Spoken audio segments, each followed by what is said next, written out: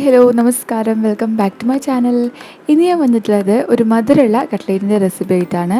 നമ്മൾ സാധാരണ എരിവുള്ള കട്ട്ലേറ്റാണ് കഴിക്കാറല്ലേ, പക്ഷേ അതിൽ നിന്നും തീർച്ചയായിട്ടും ഒരു ഡിഫറെൻ്റ് ആയിട്ടുള്ള ഒരു റെസിപ്പിയാണിത്.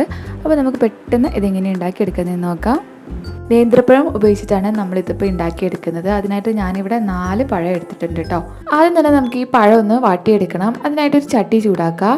ചട്ടി നന്നായിട്ട് ചൂടായിട്ട് വരുമ്പോൾ അതിലേക്ക് നെയ്യോ അല്ലെങ്കിൽ ഓയിലോ ഒഴിച്ചു കൊടുക്കുക.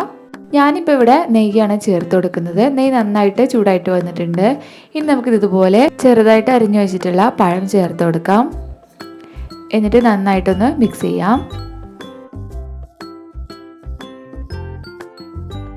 ഇപ്പം ഞാനിതാ പഴം നന്നായിട്ട് നെയ്യിൽ മിക്സ് ചെയ്തിട്ടുണ്ട്. ഇനി ഇത് നമുക്കൊന്ന് ഒരു 3 മിനിറ്റ് ഒന്ന് അടച്ചു വെച്ച് വേവിച്ചെടുക്കണം.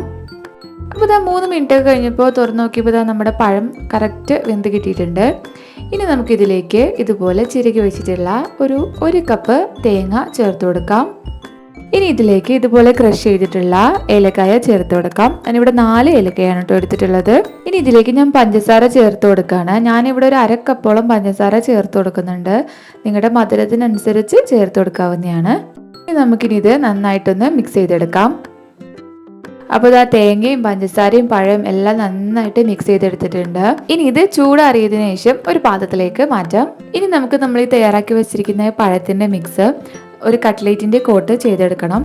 അതിനായിട്ടാണ് ഞാനിവിടെ ഈ മൈദയുടെ മിക്സ് എടുത്ത് വെച്ചിട്ടുള്ളത്.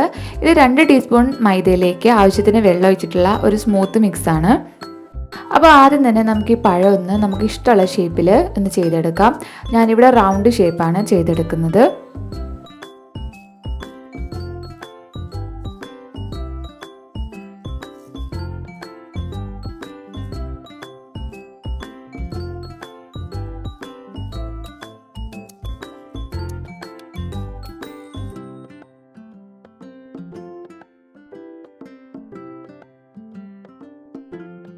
ഇങ്ങനെ ചെയ്തതിന് ശേഷം നമ്മൾ ഈ തയ്യാറാക്കി വെച്ചിട്ടുള്ള ഈ മൈദയുടെ മിക്സിലൊന്ന് ഡിപ്പ് ചെയ്യാം.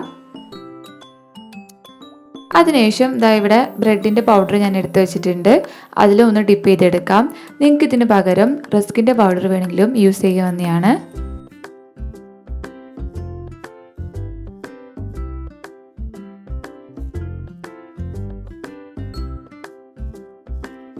ഇതുപോലെ ബാക്കിയുള്ള എല്ലാം ചെയ്തെടുക്കാം.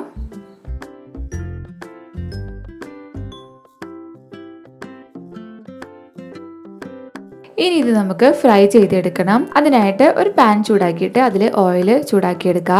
ഞാനിവിടെ ഡീപ്പ് ഫ്രൈ ആണ് ചെയ്തെടുക്കുന്നത്. എണ്ണ നന്നായിട്ട് ചൂടായിട്ട് വരുമ്പോൾ നമ്മൾ തയ്യാറാക്കി വെച്ചിരിക്കുന്ന കട്ട്ലേറ്റ് ഓരോന്നായിട്ട് ചേർത്ത് കൊടുക്കാം.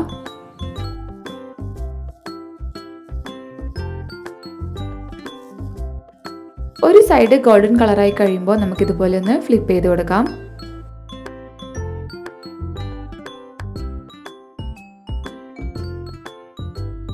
ഇപ്പോൾ 2 സൈഡും കറക്റ്റ് ഫ്രൈ ആയി വന്നിട്ടുണ്ട്. നമുക്കിനി ഇതിൽ നിന്നും കോരി മാറ്റാം. അപ്പോൾ ഇതാ നല്ല ചൂടുള്ള നല്ല മധുരമുള്ള നമ്മുടെ കട്ട്ലേറ്റ് ഇവിടെ റെഡി ആയിട്ടുണ്ട്.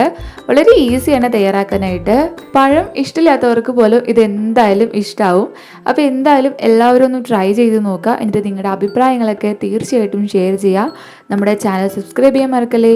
അപ്പോൾ മറ്റൊരു റെസിപ്പി ആയിട്ട് വീണ്ടും കാണാം. താങ്ക്